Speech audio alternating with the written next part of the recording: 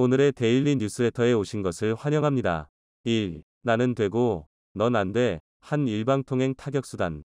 2. 미국도 못했는데 한국은 벌써. KF21 6세대 로드맵. 3. 자꾸 이러면 나 미쳐. 미버린 사우디 한 홀릭. 한번 진실을 알아봅시다. 우크라이나가 놀라운 엄적을 이루어내어 이전의 상식을 뒤흔들었습니다. 최근 우크라이나는 패트리어트 미사일 시스템을 사용하여 러시아의 극초음속 미사일인 킨자를 성공적으로 요격했습니다. 이는 이전까지 극초음속 미사일은 요격할 수 없는 게임 체인저로 여겨졌던 상황을 감안할 때 매우 충격적인 사건이었습니다. 러시아는 킨잘 요격을 부인하고 있으며 일부 군사 전문가들은 킨자를 극초음속 미사일로 분류하는 것 자체가 잘못되었다고 주장하고 있습니다. 이에 대해 진실 여부는 여전히 논란이 되고 있지만 이 사건을 통해 미사일 방어 체계의 유효성이 입증되었다는 점은 부정할 수 없는 사실입니다. 우크라이나의 패트리어트 미사일 시스템은 킨잘과 같은 고속 미사일을 성공적으로 요격할 수 있는 능력을 갖추고 있음을 보여주었습니다. 이는 미사일 방어 체계의 중요성과 효과를 다시 한번 강조한 것입니다. 이 업적은 국제사회에서 큰 주목을 받고 있으며 우크라이나의 미사일 방어 능력이 향상되어 국가 안보에 긍정적인 영향을 미칠 것으로 기대됩니다. 우크라이나의 이러한 성과는 국제적으로 미사일 방어 체계에 대한 관심과 투자를 높일 수 있을 것입니다. 이 사건을 계기로 미사일 방어 기술의 연구와 개발이 더욱 활발해지며 다양한 국가들이 자신들의 안보를 강화하기 위해 이러한 시스템을 도입할 수도 있을 것입니다. 우크라이나의 업적은 미래의 미사일 방어 시스템의 발전과 국제 안보에 긍정적인 영향을 미칠 것으로 기대됩니다. 그래서 준비했습니다. 오늘은 다른 어느 때보다 미사일 방공망의 중요성이 높아진 바로 지금 한국형 미사일 방어체계의 현주소를 알려드리겠습니다. 극초음속 미사일이 게임 체인저가 될 수 있었던 이유는 놀랍도록 간단합니다. 아주 단순하게 빠르다, 는 것. 그 하나가 극초음속 미사일의 시작과 끝인데요. 마오. 다시 말해 1초에 1.7km를 비행할 수 있는 데다. 이런 말도 안 되는 속도를 유지한 채 회피 기동까지 할 수 있어서 그간 극초음속 미사일의 요격은 불가능하다 여겨졌습니다. 그런데 우크라이나는 재래식 미사일에 대응하기 위해 설계된 패트리어트로 러시아의 극초음속 미사일 킨자를 격추하며 상식의 틀을 깨부쉈습니다. 무언가 초월적인 개념의 새로운 무기체계가 아닌 기존의 요격 미사일로도 충분히 극초음속 미사일을 방어할 수 있다는 게 밝혀진 건데요. 이는 대한민국 입장에서 굉장히 눈여겨봐야 할 사안입니다. 그동안 대한민국의 초기 대응 전략인 한국형 삼축체계 중 방어 전략인 KAMD는 항상 효용성을 의심받아 왔습니다. 근본적으로 미사일 방어 시스템은 한정된 범위를 가질 수밖에 없기 때문에 항상 실패율의 리스크를 짊어지고 있습니다. 쉽게 말해 확률상 완벽한 방어가 불가능한 데다 배치된 특정 위치에 따라 요격 범위도 한정적이라는 건데요. 반면 미사일은 수백 발 중 한두 발만 타격에 성공해도 괴멸적인 피해를 일으킬 수 있습니다. 그렇다 보니 방어에 초점을 맞춘 KAMD보다는 선제 타격으로 공격이지 자체를 지워 없애는 킬체인이나 압도적인 화력을 동원한 반격으로 도발 원점을 박살내버리는 대량 응징보복 체계가 더욱 중요하게 평가되었던 것입니다. 더군다나 여기에 엎친 데 덮친 격으로 극초음속 미사일이 속속들이 전력화되기 시작하면서 KAMD보다는 원점 타격 능력을 중요하게 생각하는 기조도 더욱 심해졌는데요. 문제는 극초음속 미사일을 최초로 전력화한 나라들 중 하나가 바로 중국이라는 것입니다. 일례로 중국의 DF-17은 탄도미사일 탄두부에 글라이더 형태의 활공체를 탑재하는 극초음속 활공체, 통칭 HGV 형식의 극초음속 미사일인데요. 예상 사거리만 1800터부터 2500km에 육박하며 탄두 종류에 따라 핵무기로까지 전용할 수 있습니다. 만약 극초음속 미사일이 기존의 개념대로 방어할 수 없는 무기라면 선제 타격을 제외하곤 DF-17을 이용한 중국의 핵공격에 속수무책으로 당하고 있을 수밖에 없습니다. 상상만 해도 끔찍한 일인데요. 심지어 중국의 극초음속 미사일 기술은 미국을 앞서고 있습니다. 미국은 2024년 말에나 극초음속 미사일 실전 배치를 앞두고 있는데요. 그 사이 중국은 자신들이 새로운 장거리 극초음속 미사일을 시험 배치했으며 이는 미국의 방어를 회피할 능력을 보유했다 떠벌리고 있습니다. 쉽게 말해 ICBM 수준의 사거리를 갖춘 극초음속 미사일을 개발하는 데 성공했다는 건데요. 단순히 허풍이라고 치부하기엔 꺼림칙한 부분이 많습니다. 다름 아닌 러시아 때문입니다. 러시아의 극초음속 ICBM 아방가르드는 최대 속도만 마하 20터부터 27로 추정되며 DF-17과 같은 HGV 형식을 취하고 있는데요. 만약 해당 기술이 흘러들어갔다면 중국판 극초음속 ICBM이 존재할 가능성이 상당히 높아집니다. 그리고 최악의 경우 중국판 극초음속 ICBM 기술이 북한의 극초음속 미사일 개발에도 사용되었을 경우를 무시할 수 없습니다. 아닌 게 아니라 북한은 이미 지난 2022년 1월 두 번째 극초음속 미사일 발사 실험을 강행한 상태입니다. 물론 우리 군과 각국 군사 전문가들의 분석은 북한의 극초음속 미사일은 평범한 탄도미사일의 일종일 뿐이라는 게 공통된 의견인데요. 하지만 어찌되었든 북한의 극초음속 미사일은 마하 10 내외로 분석되었으며 활공 선해 비행의 움직임을 보였다는 것도 사실입니다. 분명히 중국과 러시아의 극초음속 미사일 기술이 북한으로 흘러들어가고 있음은 부정할 수 없습니다. 상황이 이렇다 보니 KAMD보다는 한 대를 얻어맞더라도 10대로 갚아줄 수 있는 타격 능력 확보가 더욱 중요하게 여겨지는 기조가 생길 수밖에 없는데요. 그러나 우크라이나가 임증했듯이 극초음속 미사일의 위력은 지나치게 과장되었습니다. 극초음속 미사일은 조금 까다로울 뿐 조기 경보 시스템, 감시, 추적 및 첨단 차단 기술을 결합한 다층적 방어 체계라면 충분히 요격할 수 있습니다. 오히려 미사일 방어 체계로 난공물락의 묘세를 구성할수록 적의 소모를 극대화할 수 있는데요. CSIS의 보고서에 따르면 우크라이나 대공 방어 시스템은 러시아 순항 미사일을 요격하는 데 약 80%의 성공률을 달성했습니다. 심지어 미국이 제공한 NASAMS 방공 시스템은 러시아 미사일 요격 성공률이 100%인 것으로 보고되었는데요. 강력하고 효과적인 방공 네트워크는 국가 안보를 유지하고 잠재적인 적을 억제하는 데 필수적입니다. 그리고 대한민국의 KAMD는 이보다 월등한 방공 시스템을 구성하고 있습니다. 사실 MD는 상호확증 파괴의 구조를 깨트리는 일종의 치트입니다. 서로를 향한 공격이 공멸이라는 결과를 낳는다는 걸 알고 있기에 상대방을 공격하지 않는 게 상호확증 파괴의 원리라면 MD는 이 아슬아슬한 균형을 깨트리고 일방적인 공격을 가할 수 있는 시스템입니다. 좀 더 알기 쉽게 비유하자면 권총을 들고 대치한 상태에서 한쪽만 방탄조끼를 입고 있는 것과 비슷한데요. 즉 피해를 보지 않은 이기적인 공격이 가능해지는 것입니다. 바로 이 때문에 대한민국은 2000년대 초반 주변국과의 외교적 분쟁을 의식하여 미국이 제안했던 MD를 거부했고 이에 따른 대안적 성격으로 KAMD를 구성하기 시작했습니다. 그래서 초창기 KAMD는 북한의 스커드 미사일 방어만을 상정했고 하층 방어부터 차츰 범위와 능력이 확대되고 있습니다. 현재는 탄도미사일 조기경보 레이더로 EL, M2080 슈퍼 그린파인 블락 B2기와 블락 C2기를 충청권 일대와 전남 보성군, 부산 해운대구에 배치하며 운용 중입니다. 또 세종대왕함의 N, SPY-1D, V, 이지스 레이더와 2737 PSI 조기경보기가 이를 보완하고 있는데요. 해당 레이더가 탄도미사일을 포착하면 최고 속력 마하 5, 사거리 160터부터 180km, 최대 상승 고도 24km 남짓의 PAC-2 젠 플러스 요격 미사일과 최대 요격 고도 40km 이상의 라스 사메린트, MSE가 1차 요격을 담당합니다. 만약 해당 체계가 요격에 실패한다 하더라도 요격고도 15터부터 20km의 마하 5 이상의 탄도탄을 요격할 수 있는 천궁이가 최종 요격에 나섭니다. 우크라이나의 사례를 생각하면 상당히 효과적인 다층방어 체계를 구성하고 있는데요. 그러나 이로써 안심하기엔 중국고도 방어 체계가 부족합니다. 그리고 이를 보완하기 위해 대한민국에서 개발 중인 게 바로 LSAM 시리즈인데요. 사거리 150터부터 300km, 요격고도 40터부터 100km에 달하는 LSAM은 요격 가능 표적 속도만 마하 8.8 이상에 육박합니다. 오죽하면 한국판 THAAD라고 불릴 정도인데요.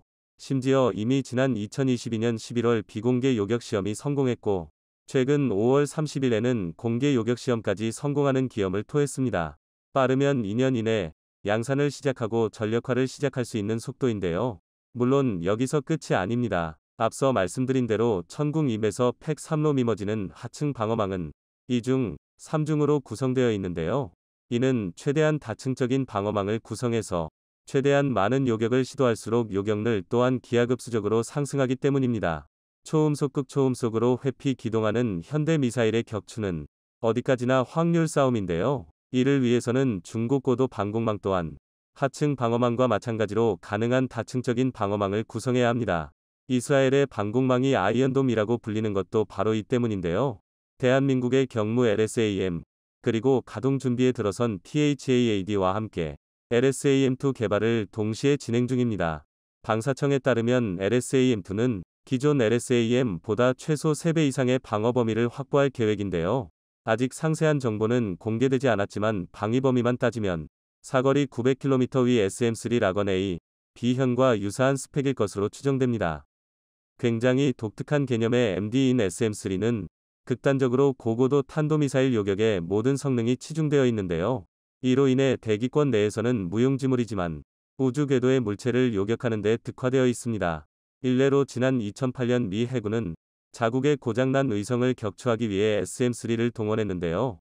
당시 SM-3와 의성의 상대 속도는 자그마치 마하 30에 육박했고 요격 고도는 247km에 달했지만 결국 미국은 의성 요격에 성공했습니다. 미국은 해당 의성의 크기가 너무 큰 데다 독성 연료가 탑재되어 있기 때문에 격추를 시도했다고 주장했지만 중국과 러시아는 미국이 우주 경쟁을 촉발시킨다며 강력하게 반발했는데요. 앞서 말씀드린 대로 무월한 MD를 보유할수록 상호 확증 파괴에서 일방적인 우위를 선점할 수 있기 때문입니다. SM-3급의 고고도 요격 체계에서부터는 탄도미사일을 총말 단계가 아닌 대기권 밖의 비행 단계에서 요격할 수 있게 되는데요.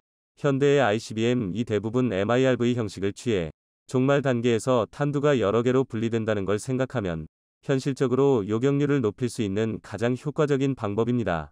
다시 말해 적의 공격은 막아내고 나는 일방적으로 적을 때릴 수 있게 되는 건데요. 더군다나 LSAM-2는 고고도 요격 유도탄과 극초음속 HGV 활공체를 장거리에서 요격할 수 있는 활공단계 요격 유도탄 등 2종의 유도탄을 동시에 운용할 수 있습니다. 현 단계에서 대한민국 안보 상황에 가장 치명적이라 판단되는 북한의 극초음속 미사일뿐만 아니라 중국의 DF-17까지 방어할 수 있는 역량을 보유하게 되는 것입니다. 이처럼 KAMD는 단순한 방어 전략일 뿐만 아니라 일방적인 공격을 위한 밑바탕인데요. 특히 핵무기를 보유할 수 없는 현재 대한민국 처지에서 KAMD는 반드시 확보해야 할 수단입니다. 지금까지 가장 확실하게 효과가 입증된 상호 확증 파괴를 대한민국이 구사하려면 만에 하나 적성국이 핵무기를 들이밀더라도 되려 자신들이 망할 수 있다는 인식을 심어줄 수 있어야 합니다. 갈수록 불안해져가는 동북아 정세 속에서 이러한 힘의 논리는 더욱 중요하게 작용할 텐데요. 부디 우리 군이 공격과 방어 모든 면에서 완벽한 전력을 구사할 수 있게 되길 바라겠습니다. KF-21 보라매가 또다시 논란의 중심에 섰습니다. 최근 미 공군은 F-22 랩터의 뒤를 이을 6세대 전투기 개발 사업에 공식적으로 착수했습니다. 최강의 전투기로 명성이 높은 F-22가 1997년 초도 비행에 성공한 지도 벌써 26년, 마침내 공중우세의 판도가 새로 쓰이기 시작한 건데요. 그런데 바로 이 때문에 때 아닌 비아냥이 KF-21을 덮치고 있습니다. 기껏해야 4.5세대인 KF-21을 어디에 쓸 수 있느냐는 것입니다. 사실 맞는 말이긴 합니다. 특히 전투기에 있어 세대 구분은 말 그대로 차원 이다른 격차입니다. 지금까지 제시된 6세대기의 개념 중 절반만 사실이라 하더라도 4.5세대 전투기인 KF-21로는 공중우세를 확보하기는커녕 출격하는 것 자체가 자살행위나 마찬가지입니다. 그럼 정말로 KF-21 개발 같은 건 시간 낭비, 예산 낭비에 불가능한 걸까요? 당연히 그렇지 않습니다. 오늘은 왜 KF-21 26세대 전투기 앞에서도 당당할 수 있는지 그 이유에 대해 알려드리겠습니다. 현재 대부분의 나라는 주력으로 4.5세대 전투기를 운용하고 있습니다. F-15K, KF-16을 운용 중인 대한민국은 물론이고 미국 공군 또한 주력은 F-15, F-16 계열 전투기들입니다. 하지만 이렇게만 말씀드리면 무슨 헛소리냐고 하실 분들이 계실 겁니다.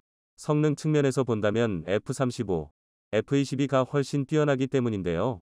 그러나 4.5세대 전투기와 5세대 전투기 사이에는 성능보다 큰 격차가 존재합니다. 바로 숫자입니다. 일례로 미 공군 기준 F-15, F-16 계열 4.5세대 전투기 보유량은 무려 1300대에 육박합니다. 반면 F-35, F-22 같은 5세대기는 기껏해야 540대에 불과합니다. 보유 물량으로 따지면 절반에도 한참이나 못 미치는 셈입니다. 일반적으로 무기체계의 세대 구분은 성능이나 설계 구조에 있어 기존의 패러다임을 완벽히 뒤바꾸어야 가능합니다. 너드키 전투기 분야에서는 이런 기술적 격차가 더욱 도드라지는데요.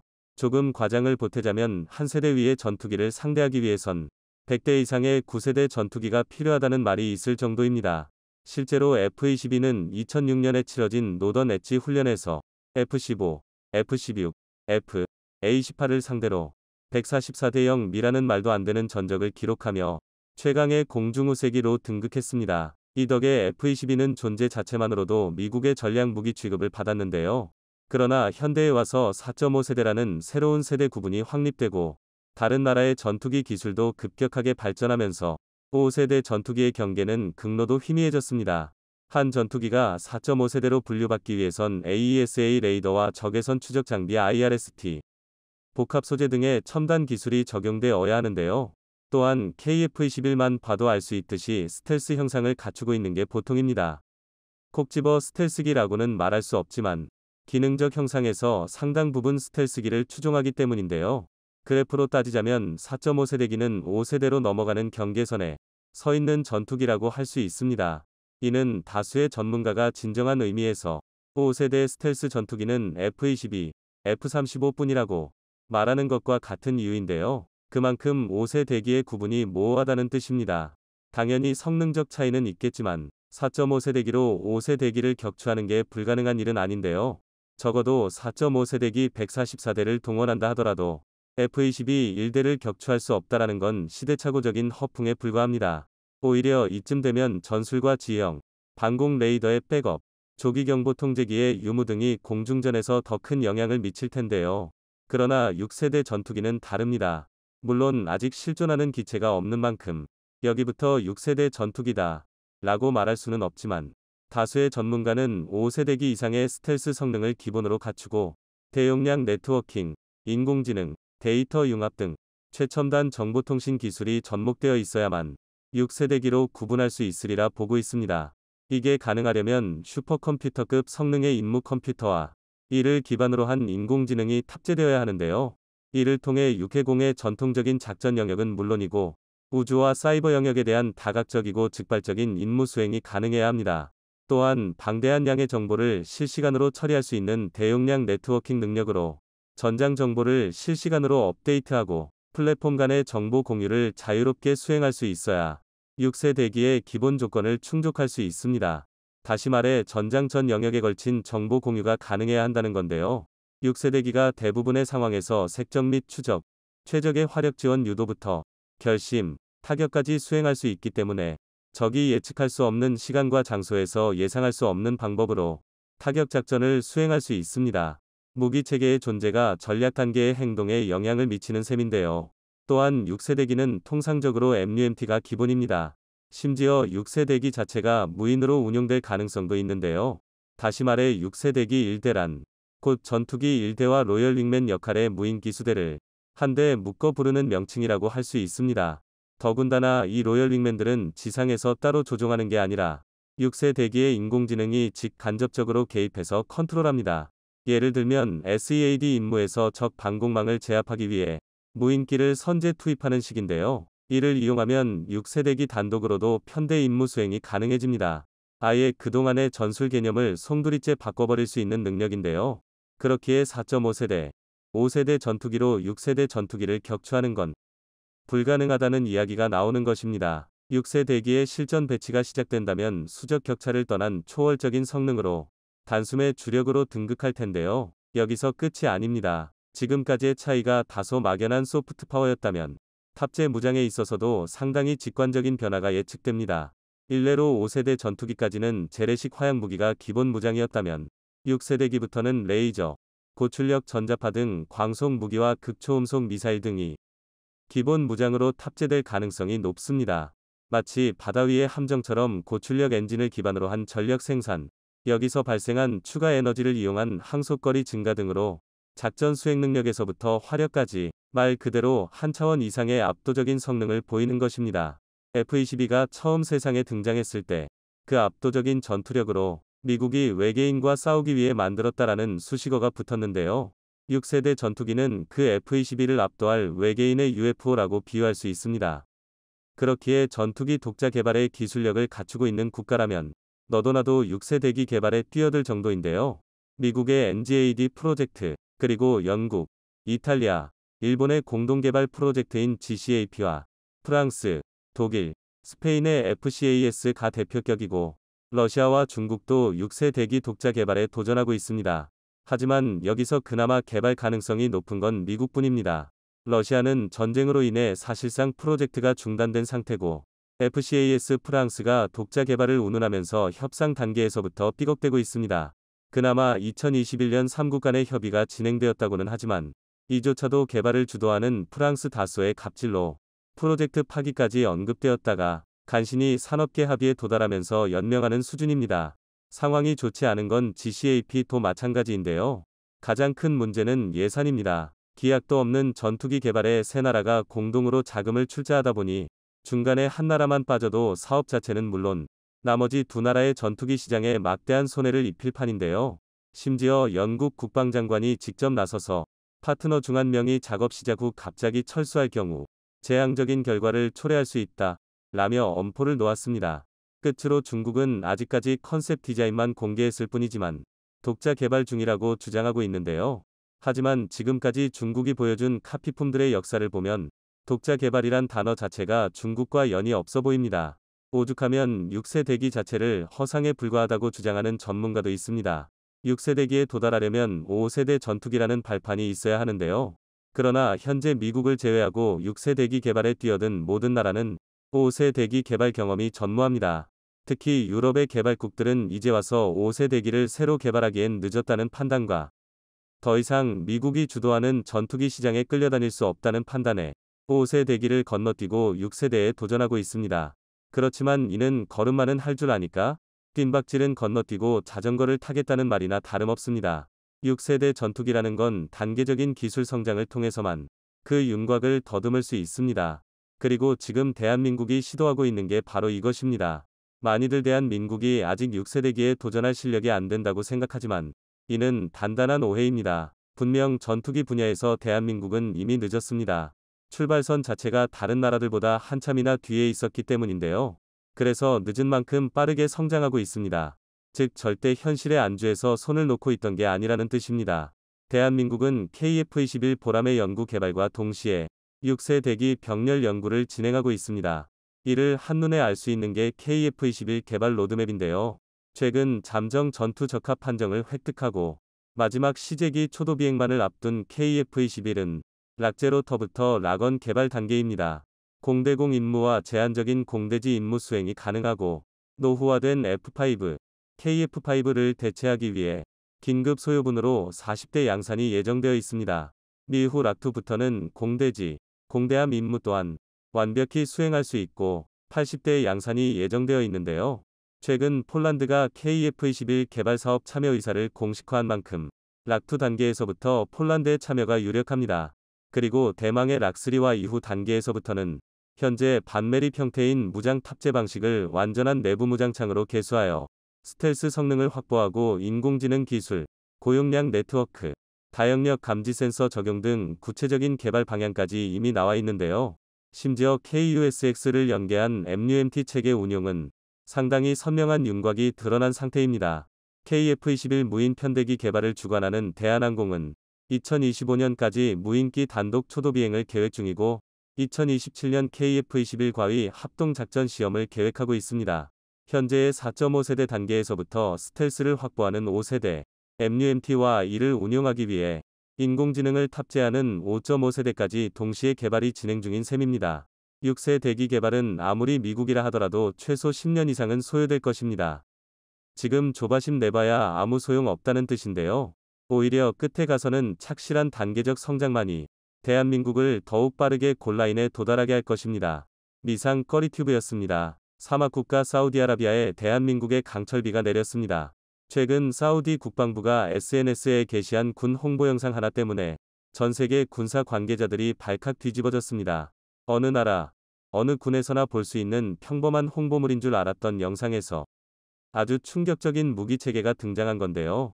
바로 대한민국의 K239 천무였습니다. 그동안 천무는 사우디와의 계약 소문만 무성히 남긴 채 1년이 넘는 시간 동안 어떤 진행 사망도 공개되지 않고 있었는데요. 그런데 갑자기 소리 소문도 없이 사우디 예멘 접경지역 최전선에 이미 실전 배치 중인 게 확인된 것입니다. 그리고 이로 인해 세계 각국의 싱크탱크, 전문가들은 물론이고 군사 관계자들과 방산업체들까지 충격에 빠져 경고를 울리고 있습니다. 어물쩍거리다 자칫하면 대한민국의 무기체계가 중동 시장마저 점령해버릴 수도 있다는 분석이 나오기 시작한 건데요. 오늘은 모래바람을 뚫고 조용히 모여드는 먹구름처럼 중동의 사막을 적시기 시작한 대한민국의 무기체계에 대해 말려드리겠습니다. 최근 대한민국 무기체계에 대한 중동의 관심은 아라비아 사막의 열기만큼 뜨겁습니다. 당장 UAE만 봐도 일본과 함께 지난 2017년부터 추진한 수송기 도입 사업을 엎어버리고 대한민국과 손을 잡았습니다. 심지어 일본은 UAE 수송기 도입 사업을 수주하고자 없던 활주로까지 만들어서 야전 비포장 이륙 시험까지 선보일 정도로 공을 들였습니다. 그럼에도 UAE는 이제 막 개발 단계에 돌입한 대한민국의 첫 번째 수송기를 선택한 것입니다. 여기서 끝이 아닙니다. UAE는 대한민국을 선택하고 미국까지 내팽개쳤습니다. UAE는 미국의 지나친 갑질로 노후화된 F-16 라크 60 교체 사업이 난항을 보이자 아예 모든 사업을 취소해버리고 대한민국 KF-21 도입을 검토하고 있습니다. UAE 매선은 F-16 라크 60의 차기 모델로 F-35를 염두에 두고 있던 것으로 알려져 있는데요. 이는 적어도 중동 방산 시장에서만큼은 KF-21의 미래 가치가 F-35 미상이라 평가받은 셈입니다. 실제로 현재 중동 내에서 대한민국 무기체계에 관심을 보이고 있는 건 지난 2월 개최된 중동 최대의 무기 박람회 IDEX에서는 대한민국의 무기체계가 초유의 관심사로 떠올랐는데요. 특히 우크라이나 전쟁을 계기로 중동 국가들은 방산시장의 초거대 블루오션이 되고 있습니다.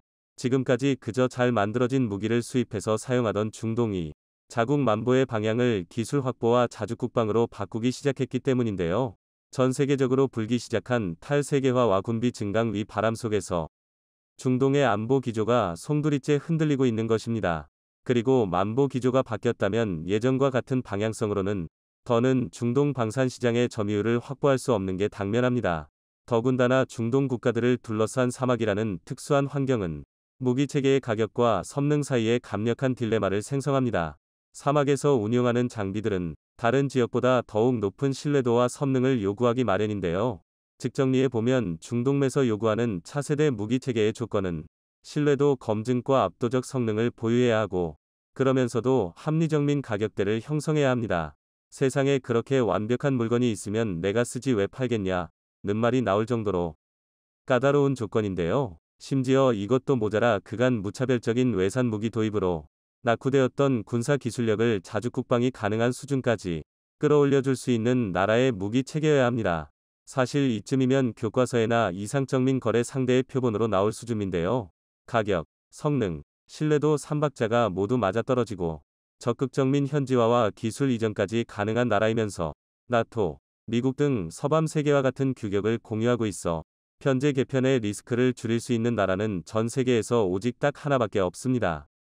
그렇습니다. 바로 대한민국입니다. 이게 절대 과장이 아닌 게 실제로 최근 대한민국은 중동 국가들의 차세대 무기체계 도입 사업에서 가장 우선순위로 고려되고 있습니다. 앞서 말씀드린 UAE와는 4조 원대 천궁이 수출 계약을 체결했고 이집트와는 2022년 2조 원대 K9 자주포 패키지 수출 계약을 체결했는데요.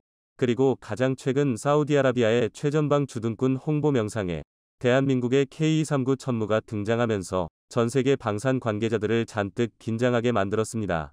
지난 2022년 3월 약 1조 4천억 원 규모의 계약을 체결했다는 짤막한 현지 발표 이후 감감무 소식이던 천무가 어느새 실전 배치까지 완료되었다는 게 확민된 것입니다. 천무와 경쟁하던 타국의 다면장 로켓 개발업체 입장에서는 패자부활전 한번 못해보고 탈락의 고배를 마신 셈인데요. 그래도 천무는 사정이 나은 편입니다. 대한민국의 비궁은 계약 과정에 대한 어떠한 보도도 없이 지난 사우디의 신형 고속 초계정 FPV-200 매 실전 배치까지 완료된 이후에야 뒤늦게 관련 소식이 말려지기 시작했는데요. 심지어 이런 사례가 한두 번이 아닙니다. 지난 2018년 메도사무디는 40초짜리 명삼 하나로 전세계 방산 시장을 뒤집어 놨습니다. 해당 명삼은 사우디 육군이 발사한 미사일에 예멘 후티 반군의 차량이 파괴되는 내용이었는데요. 그리고 결정적인 건 해당 영상에 사우스 코리아 ATGM, 즉 한국산 대전차 미사일이라는 단 한 줄의 설명이 붙어 있었다는 것입니다. 해당 명상에서 말하는 대전차 미사일은 대한민국이 자체 개발한 현궁을 의미하는데요. 이때도 비궁, 천무와 마찬가지로 사우디가 대한민국에 현궁을 도입했다는 발표는 어디에도 없었습니다.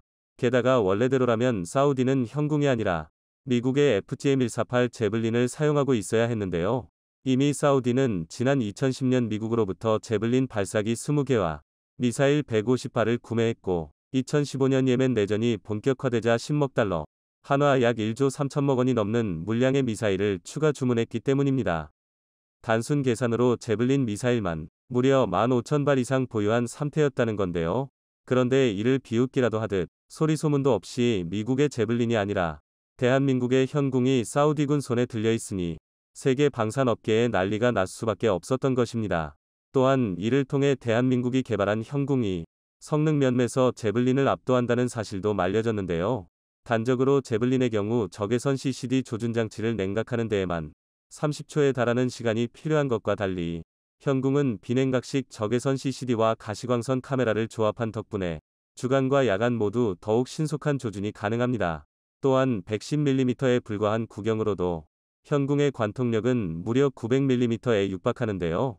이 정도면 대한민국의 K2 흑표, 미국의 M1A2 에이브람스, 독일의 레오파르트 2A7급 최신의 3.5세대 전차가 아니라면 정면 장갑까지 관통 가능한 수준입니다.